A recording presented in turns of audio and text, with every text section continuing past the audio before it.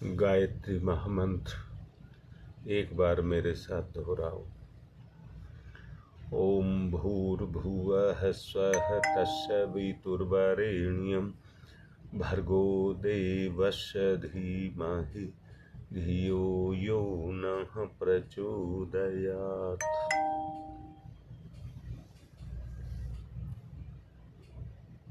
अभिव्यक्ति के लिए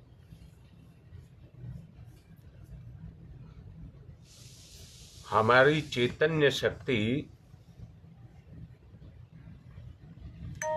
किसी शक्ति के साथ जाकर के जुड़ती है। जब जुड़ती है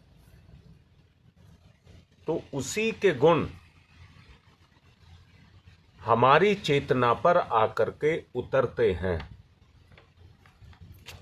एक एक बात को बड़े ध्यान से सुनते रहना। हमारी चेतना से जब किसी की अभिव्यक्ति होती है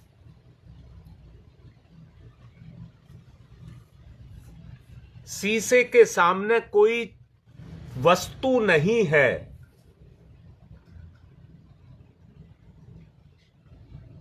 तो उसके अंदर वो क्षमताएं जो उस वस्तु की आकृति को शीशे में दिखा सकें, दिखा नहीं पाती क्योंकि वो उसके सामने नहीं है। जबकि उसके अंदर गुण है।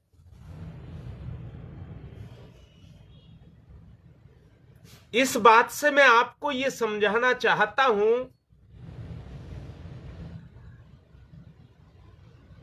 जो अभिव्यक्ति अभी आपसे हो रही है वो आपकी अभिव्यक्ति नहीं है।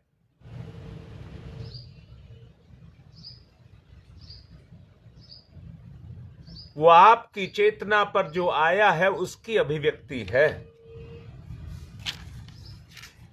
मैंने एक शब्द बोला था पिछले दिनों, एक बात कही थी कि निर्दोष अगर इस दुनिया में कोई है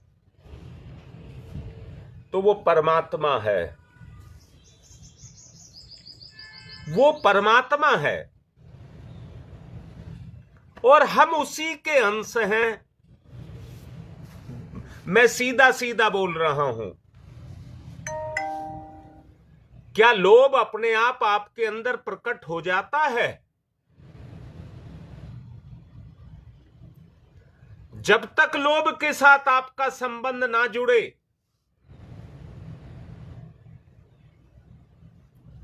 तो आप में लोभ प्रकट नहीं होगा। आपके अंदर लोभ प्रकट नहीं होगा। आपकी दृष्टि के सामने कुछ आ नहीं रहा तो बताइए उसकी छाया, उसका प्रतिबिंब कैसे आपकी चेतना पर जाकर के पड़ेगा? जब वो आपकी चेतना पर प्रतिबिंब पड़ता है तो चेतना उसी पर काम करने लग जाती है।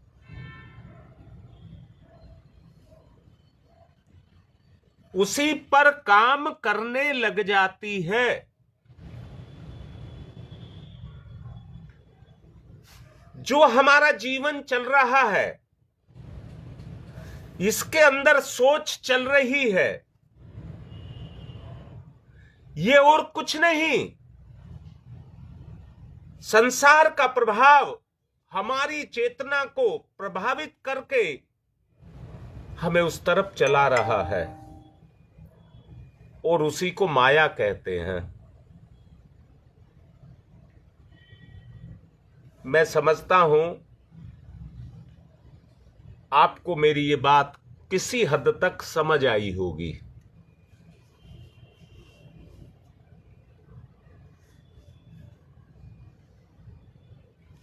दो लड़कियों ने, डॉक्टर पूजा और दीपा,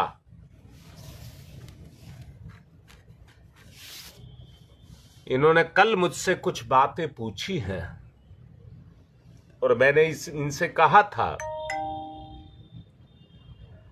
बात सारगर्भित है, इसलिए पूरा जवाब मैं लाइव में ही दूंगा।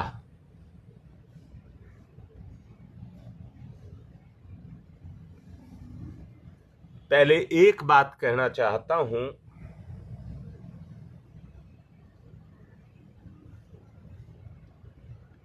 दीपा, एक बात को बड़े ध्यान से सुन लेना। ये जीवात्मा संसार के चक्र में है। जिस तरह से अंतरिक्ष में बहुत से तारे, ग्रह, नक्षत्र हैं जो अनंत हैं,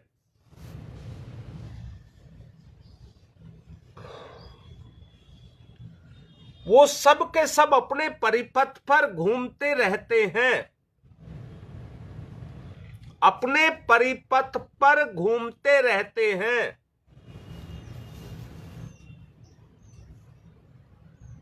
ईश्वर की चेतना उनके ऊपर काम कर रही है और कई बार कुछ तारे आमने सामने भी आ जाते हैं। हमारे वैज्ञानिक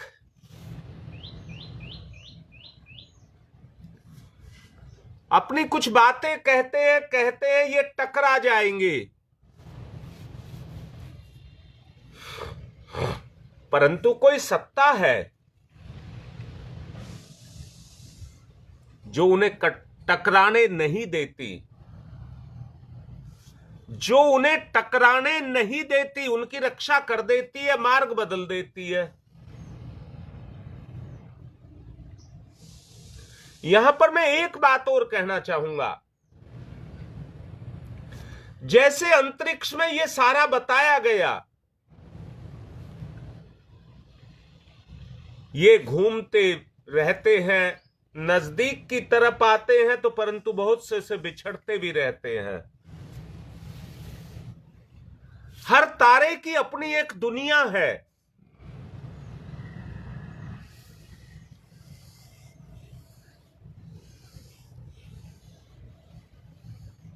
विशाल ने एक संगीत गाया था, एक बच्चे की मां मर गई और बच्चे ने जिद की, मुझे मेरी मां से मिलाओ।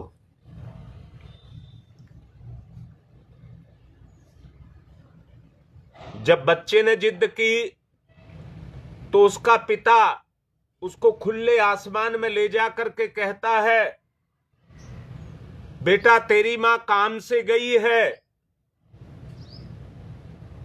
बच्चा पूछता है कहां गई है? वो एक तारा दिखाता है, वहां पर गई है।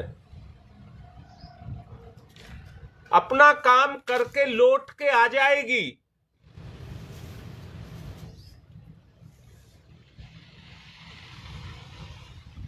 मैं भी आपसे कह रहा हूं,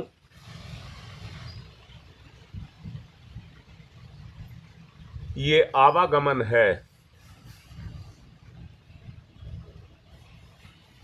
दीपा बेटा, ये आवागमन है। जीव जैसे मैंने कहा, दो तारे हैं, जो उसके नजदीक है उससे दूर जा रहा है, पर जो आगे है उसके नजदीक आ रहा है। ये दुनिया का चक्र है, इसी सिद्धांत पर अपने कार्य को करता रहता है। सच को जानेंगे।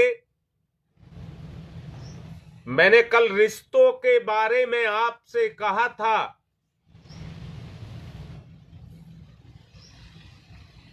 जो आज आपका बेटा है, बेटी वो कितनी बार तेरा पिता, पति, भाई रहा होगा,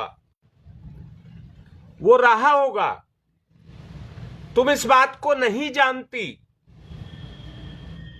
परंतु लाडली बेटी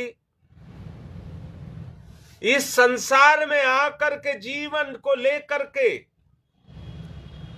जिन रिश्तों के अंदर जीव आकर के बंधता है, उन रिश्तों में उस जीवात्मा का स्वागत किया जाता, उन रिश्तों में उस जीवात्मा का स्वागत किया जाता है। परंतु एक बात जानना, वहां आकर के जीव एक बंधन में बनता है और उस बंधन का नाम है धर्म। उस बंधन का नाम है धर्म।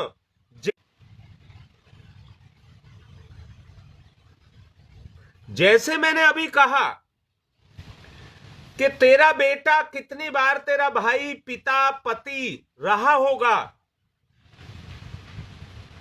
परंतु वो रिश्ते इसलिए छोड़ने पड़ते हैं कि पहली बात तो हम जानते नहीं हैं, दूसरी बात यह है धर्म क्या कहता है।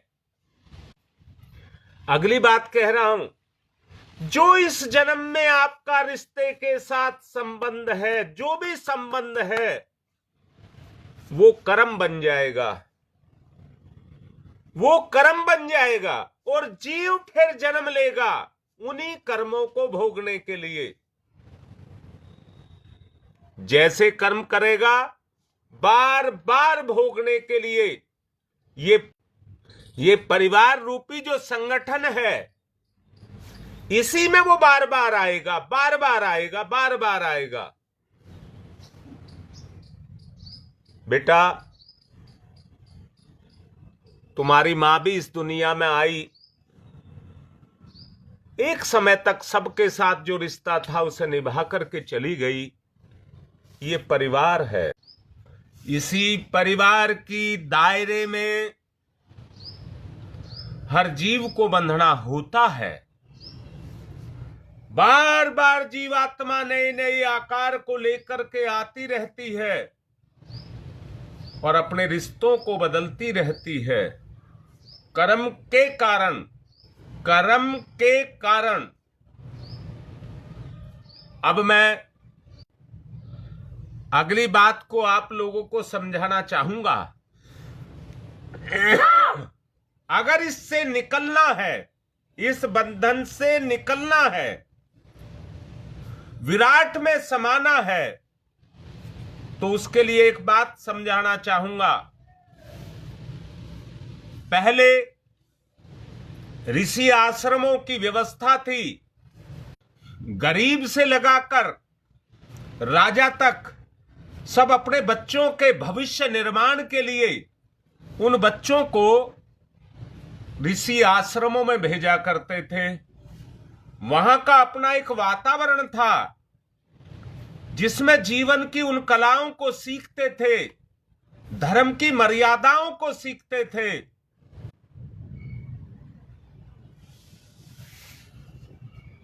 वो वहां पर जाकर के विद्या को सीखते थे।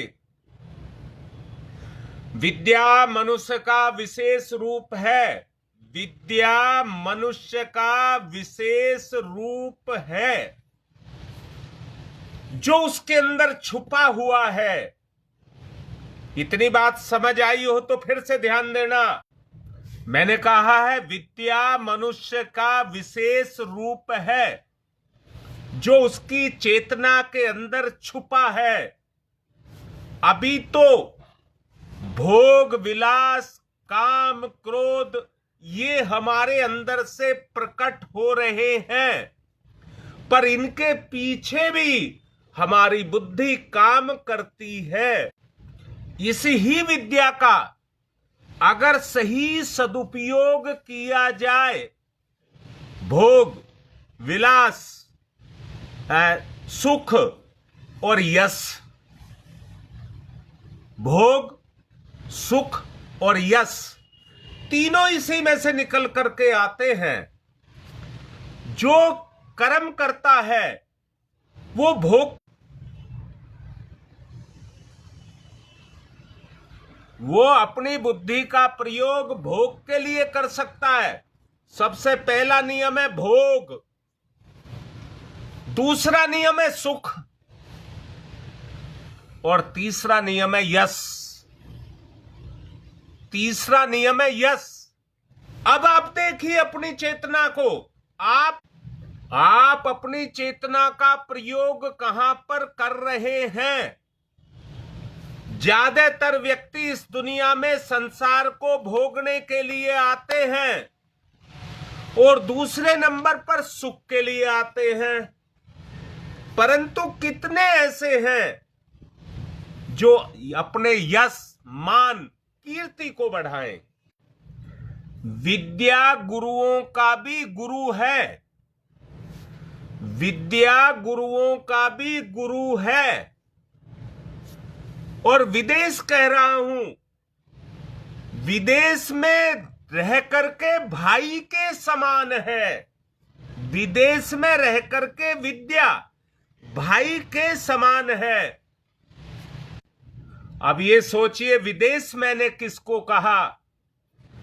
जिस परिवार में हम बंद करके रह रहे हैं, जैसे समाज में पराये व्यक्ति मिलते हैं, अपना नहीं होता, वैसे ही वो अपनत्व, आत्मा का आत्मा के साथ संयोग यहां पर नहीं मिलता।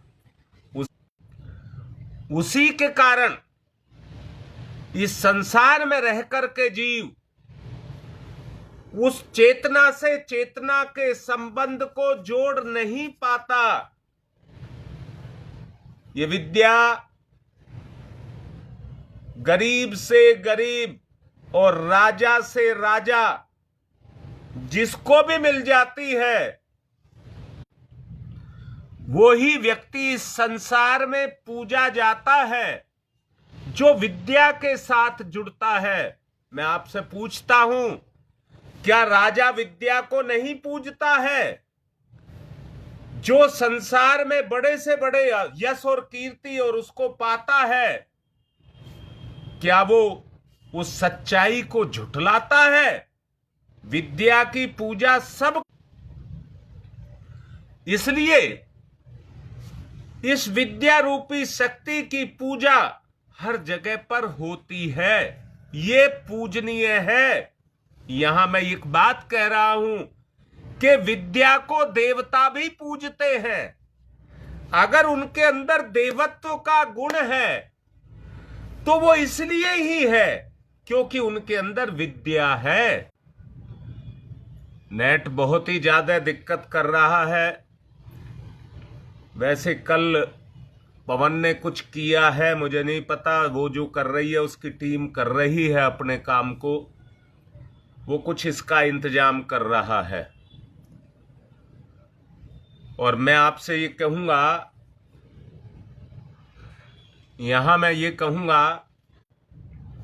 यहां मैं एक बात कहना चाहता हूं, हम में से हर व्यक्ति बुराई के लिए, अभिमान के लिए, सुख के लिए, अपना सब कुछ मिटाने के लिए तैयार है। बहुत अच्छे से सुन लेना मेरी बात को। मेरे इस तथ्य को, जिसको मैं अभी समझा रहा हूं, अंदर की विद्या को जगाना। और एक बात देखना, बुराई के लिए हम मिटने, मरने, मारने और कुछ भी धन खर्च करने के लिए तैयार हैं, परंतु वास्तव में इंसान उसको कहते हैं जो अच्छाई को बढ़ाने में अपने आप को लगाए, जो अच्छाई को बढ़ाने में अपने आप को लगाए। साधना का जो भी आध्यात्मिक कार्य हम करते हैं, उनका उद्देश्य केवल एक ही है, अपनी शक्ति को सही जगह पर लगाना। बुरे विचार यदि हमारे अंदर आते हैं तो वो विद्या नहीं, अविद्या का विस्तार होने लग जाता है और वही अविद्या हमारे मस्तिष्क पर लोभ, मोह, काम, क्रोध, ईर्ष्या, द्वेष ये सब बन करके खड़ी हो जाती है और क्या करती है, आदमी को आदमी के मूल उद्देश्य से भटका देती है। देखिए, नेट बहुत दिक्कत कर रहा है। मैं पूछना चाहूंगा, जो मेरा विचार है जिसको मैं आज आपको दे रहा हूं विद्या के संबंध में, क्या आपको वो समझ आ रहा है? और उसको समझने के लिए एक ही चीज पर आपको ध्यान देना होगा। वो चीज है कि मेरी शक्तियां कहां पर खर्च हो रही हैं, मेरा अपना आपा कहां लग रहा है। इस दुनिया में जो आया था अपने भाग्य को, अपने नसीब को लेकर के आया था और उसी से जीवन का ये चक्र बंधा हुआ, जीवन चक्र उसी से बंधा हुआ है और उसी के बीच में घूम रहा है। उसी के बीच में आप ये देखिए कि आपकी विद्या किस क्षेत्र में अपने काम को कर रही है। बस आपको इतना, अगर आप इतना करते हैं तो आपको अपनी वास्तविक स्थिति का पता लगेगा।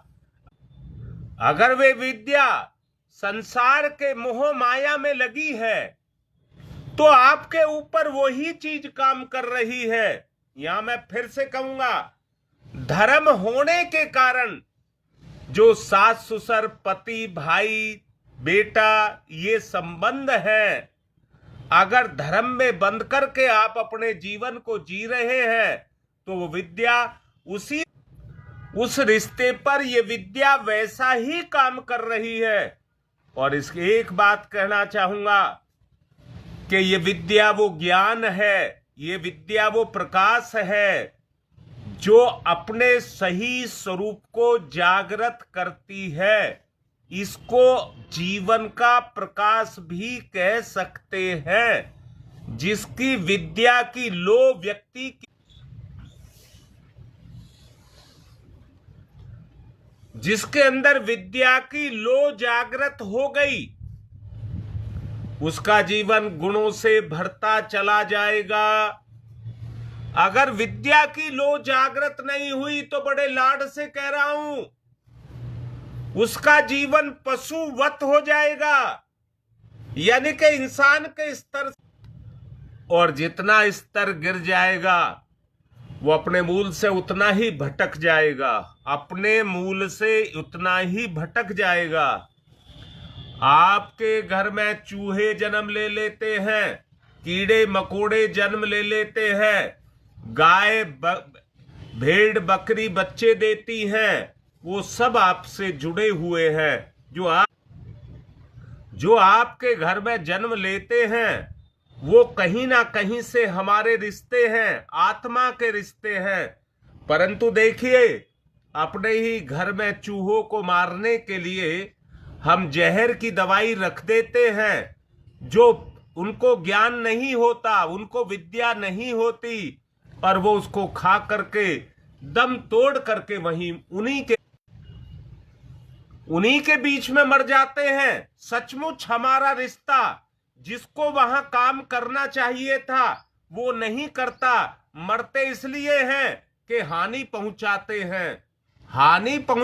हैं, किसी का फायदा नहीं करते, तो वो किसी को रखने योग्य नहीं रह जाते। ऐसा ही जीवन का भी विधान है। मैं ये कहूंगा, कल इसका मैं व्यवहारिक रूप बताने का प्रयास करूंगा। मन तो आज ही था, समझाने का मन तो आज ही था, परंतु नेट साथ नहीं दे रहा। कल इसका व्यवहारिक रूप समझाऊंगा। मैं आपसे ये आशा करता हूं, जितना मैंने 40 मिनट में जो प्रवचन किया है उसके निचोड़ को देखिए। जो हमारी चेतना पर चैतन्य हो करके काम करे, अर्थात हमारी चेतना को चैतन्य करे, वो गुण है, वो विद्या है। उस विद्या से गुणों का जागरण होता है।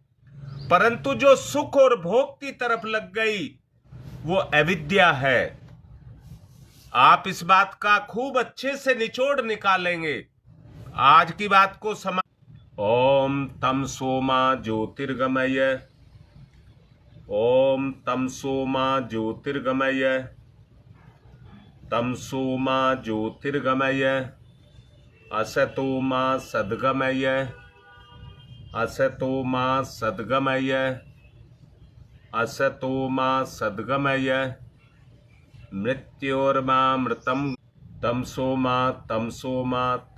मा ज्योतिर्गमय ज्योतिर्गमय ज्योतिर्गमय, असतो मा अस्तो मा सद्गमय सद्गमय सद्गमय, मृत्योर्मा अमृतम गमय अमृतम गमय अमृतम गमय। दोनों हाथ रगड़िए, मुख पर फिराइए। मैंने सबको शोक संदेश भेजा है, परंतु गायत्री परिवार के लिए वो संकल्प संदेश भी भेजा है जो तुम्हारी मां की इच्छा थी। शरीर छोड़ने के बाद उनसे बुलाया नहीं जा सकता था, परंतु जो उनका उद्देश्य था पवन के द्वारा उसकी वीडियो बना करके सिर्फ गायत्री परिवार को दी गई है, मित्र रिश्तेदारों को नहीं दी गई है, गायत्री परिवार को दी गई है। तो मैं आपसे यह आशा करता हूं कि आप उनके अंतिम संदेश को ठीक से समझेंगे। वो स्वयं उस वीडियो में कह रही है, समय के अनुसार शरीर का परिवर्तन हुआ है, मैं कहीं नहीं गई। समाज के रीति रिवाज के अनुसार वो सारे कार्य किए जाएंगे जो समाज करता है।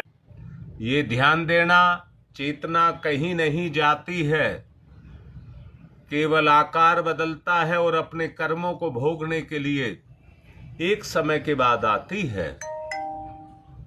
वो स्वयं भी कह रही थी, मेरे से व्यक्तिगत भी कह रही थी, मुझे जाना कहीं नहीं है, मेरा तुम सबके बीच में ही गुजारा है, कहीं नहीं जाऊंगी। परिवार बहुत बड़ा है, सबको इस संदेश को दे देना। 25 तारीख परसों स्थूल रूप से उनकी अंतिम विदाई होगी। आप सबको निमंत्रण है उसमें आने का। जिनको पता ना लगा हो, आपके संज्ञान में अगर कोई हो, किसी को पता ना लगा हो, तो उनको भी सूचना दे दें।